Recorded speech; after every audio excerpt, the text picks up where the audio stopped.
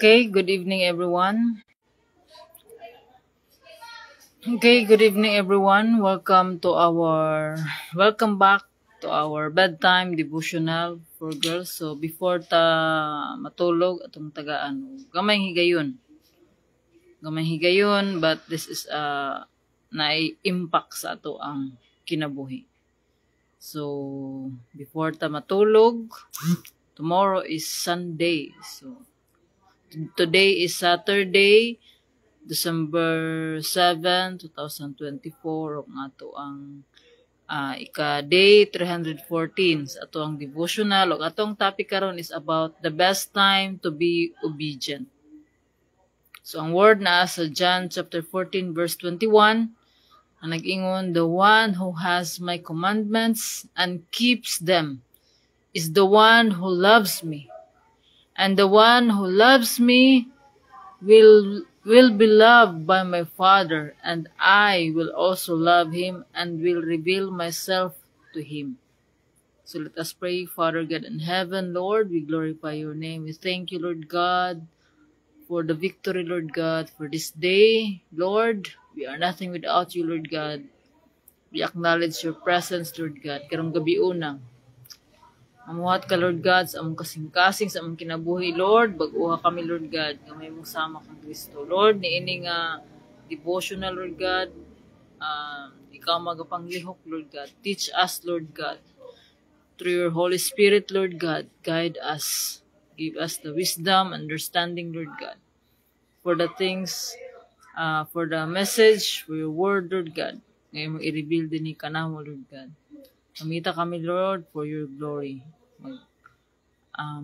Ikaw ang Ginoo, Lord God, nga mo ay magpatunga kanamo, Lord God. Tanan dungog himaya ang mga pagdayeg kanimo lamang amahan sa pangalan ni Jesus. Amen. So, good evening. So, atong topic is the best time to be obedient. So, when is the best time to be obedient? It's always the right time to obey your parents, your teachers, your elders, the leaders, in authority, and above all, the Father in heaven. So, always the right time. It's not enough to know what's right. If you really want to become a better person, you must also do what's right. Starting now and stopping never. So, we should stay away from places where we might be easily tempted to disobey God. So, ang Ginoo nakaibalo kung unsa ang best para kanato nga kinahanglan ta to know and understand the rules of God. So, and obey them. So, it's not enough to know what's right. So, daghang tag mga miski kani ato ang pulong sa Ginoo kung miski ato ning mabasa, matun-an, makatunan, pero wala gani obedience sa iyang word, sa unsay nakasulat sa pulong sa Ginoo. Kung wala ang ato ang pag-obey, useless ra. So mao kini nga kinahanglan nga ato kining puy-an, atong i-apply sa ato ang kaugalingon. So ang atong i-focus ang atong pag-obey sa atong kaugalingon. So dili ta mo tan-aw sa abang mga tao kun dili unahon nato ato ang kaugalingon kung nakahimo ba ta pagsunod sa kabubuton sa Ginoo. Ingon si Jesus, the one who has my commandments and keeps them is the one who loves me. So kung mo-obey ta sa Ginoo, malipay ang Ginoo, makahatag ta og kalipay ug makapahimuot ta sa Ginoo nga naa sa langit. So ingon sa Hebreo chapter 11 verse 6, walay makapahimuot sa Dios kundi pinaagi sa pagtuo. So by faith, so kay ang moduol sa Dios kinahanglan gayud mo tuo nga adunay Dios ug gantihan niya ang nangita kaniya. So kini atong pag-obey diha sa Ginoo is dili ta mo obey sa Ginoo kung wala tay pagtuo. Syempre kung kinsa ang atong Ginoo, kinsa ang naghari sa ato ang kinabuhi, mao kana ang ato ang Ginoo.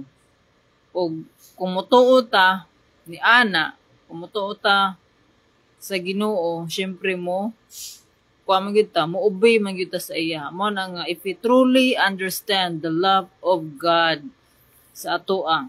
So the love of God, especially ang katong kamatayon ni Jesus, the death of Jesus is our life. So because of the death of Jesus, gitagaan ta niya og kinabuhi.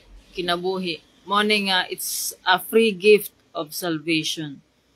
So kung nituo ta sa Ginoo, kung atong pagtuo tinuod, mo kini ang maka-lead sa atoa nga mahimo tang obedient diha sa pulong sa Ginoo. Unsa man ang atong i-obey, mao kini ang mo-obey ta sa Ginoo para sa mga kabataan.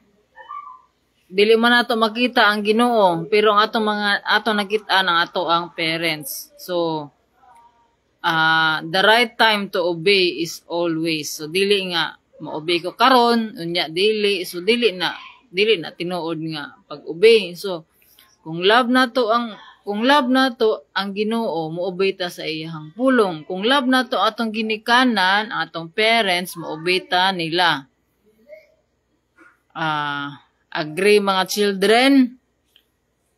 So mao na nga the evidence of our love, especially sa mga kabataan, the evidence of our love sa atong parents is magsunod ta sa ilahang sugo. Mo obey ta sa parents. Kung sa ato ang Ginoo, kung sa ang sugo sa Ginoo, mo obey ta. Nya, di man unsa may atong i-obey kung wala ta kahibalo kung unsa ang iyang sugo. So mao kini nga ang sugo sa Ginoo is basahon tun-an ang iyang pulong og ato ning i-apply sundon kung unsa ang tanang nahasulat og ang Ginoo maghatag kanato og mauswagon nga kinabuhi, success in life. So God wants the best for us. So we must ask God for help to truly understand His commandments, His love, to truly understand how to obey Him. So, mo kana nga ang Ginoo pod, kung kita nga nangita diha sa Ginoo, ingon sa iyang pulong nga seek first the kingdom of God and His righteousness. Seek first the kingdom of God and His righteousness, and all these things shall be added unto you. So, obedience diha sa pulong sa Ginoo obedience to God brings blessings. Obedience to God brings protection. Mao kana nga kung ang ato ganing kinabuhi wala ni uswag, so we must ask ourselves nga nag-obey ba ko nabaka ako'y wala gi-obey diha sa Ginoo. So usay man god kana misig unsa na to pagpaningkamot, pero naatay mga gipang taguan pa nga mga disobedience diha sa Ginoo. So mao na nga dapat nato na i-surrender diha sa Ginoo. So maka fully surrender ta diha sa Ginoo pinagi sa iyang tabang. So kining tanan dili ta makahimo pag-obey diha sa Ginoo kung wala ang iyang tabang, kung wala ang pagtuo. Tungod kay ang Ginoo may una naghatag sa nato og pagtuo. Og kita pod sa ato ang kinabuhi kinahanglan ta nga mo decision, because our life with God is always a decision. So may nga I have decided to follow Jesus. Do you decide to follow Jesus? And it's not easy to follow God, but kung naagani ang Ginoo, the journey will be worthwhile. Kanang ma-enjoy nimo ang journey with God. So lahi ang kinabuhi nga wala ang Ginoo, ug lahi ang kinabuhi nga naa ang Ginoo. Mahimong gaan ug adunay kalipay, kalinaw. So naay sa Ginoo aduna gay mao na ang dili ikahatag diri sa kalibutan ang kalipay ug ang kalinaw. So the best time, so karong gabi una nagatudlo ka nato ang Ginoo nga to be obedient. So kung nahigugma ta sa Ginoo, we must obey him. So ginabalik-balik ni sa iyang pulong nga, if you love me, you will obey my commandments. So mo kana nga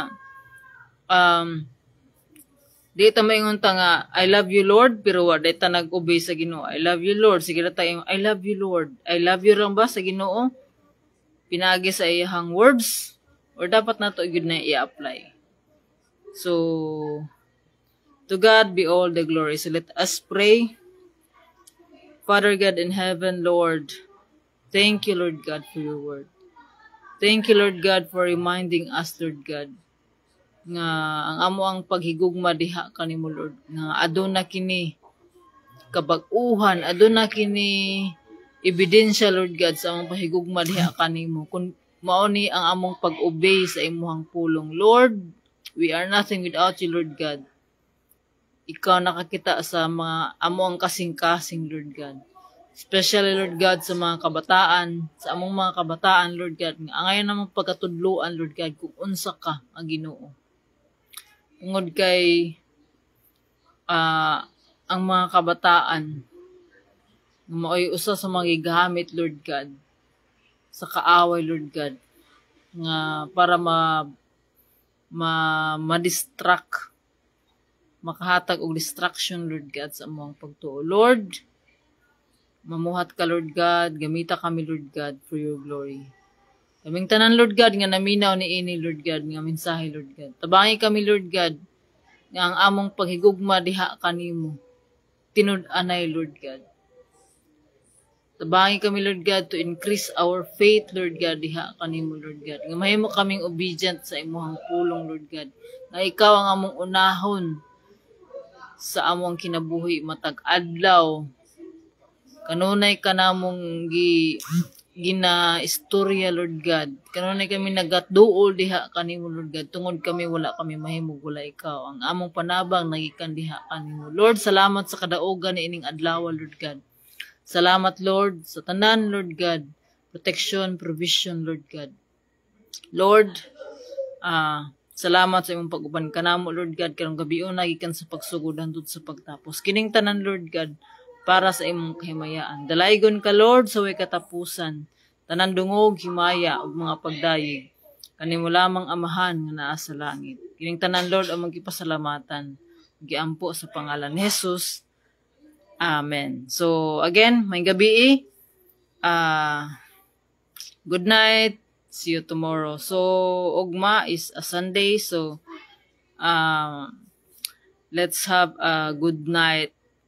Good sleep and have a happy Sunday tomorrow. So simba ta ugma, so dili nato kalimtan ang ato ang pag-celebrate sa kadaugan sa ato ang simana pinagi sa paghiusa sa uban nga mga tumutuo diha sa Ginoo. Dalaygon ang Dios. Good night, God bless and see you tomorrow. Bye.